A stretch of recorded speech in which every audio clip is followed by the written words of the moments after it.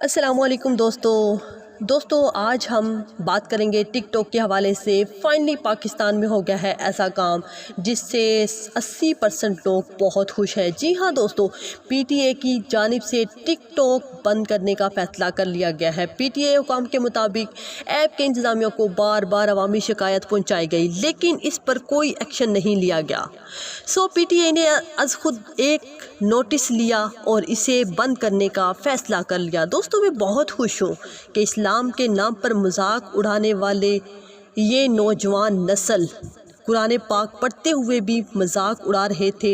एक morning show में मैंने खुद इन लोगों की ये वीडियो देखी है जो आप लोगों के सामने मैं शो भी करवा रही हूँ। तो मुसलमानों की हरकत नहीं होती ऐसी।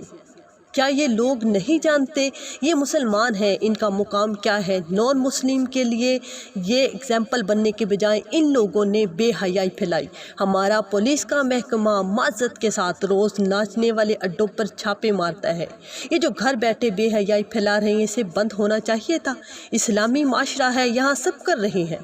ख़ास तौर पर लड़कियाँ जो बेहयाई के इंतहा कर चुकी हैं। क्या ये लोग बिल्कुल नहीं जानती? इनके घर वालों को बिल्कुल हया नहीं? भाई बहन को कोई रोकने वाला नहीं?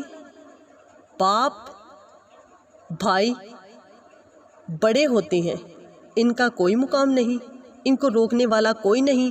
इन लोगों की वजह से फहाशी अरूज पर पहुंच चुकी है, नौजवान नस्ल ख़राब हो रही है। लेकिन आज मैं बोलूँगी मर्द के हक़ में, ये भी कि मर्द की नाम चीज़ घटिया मखलूक भी थोड़ी बहुत इज़्ज़त रखती है कि नहीं।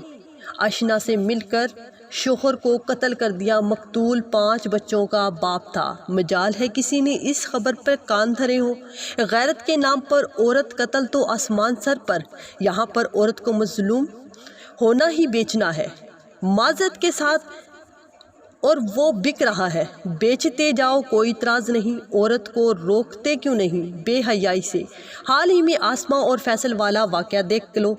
औरत सर मंडवा कर मीडिया पर आ गई, बड़ा जुल्म हुआ, नाचने पर मजबूर करता था।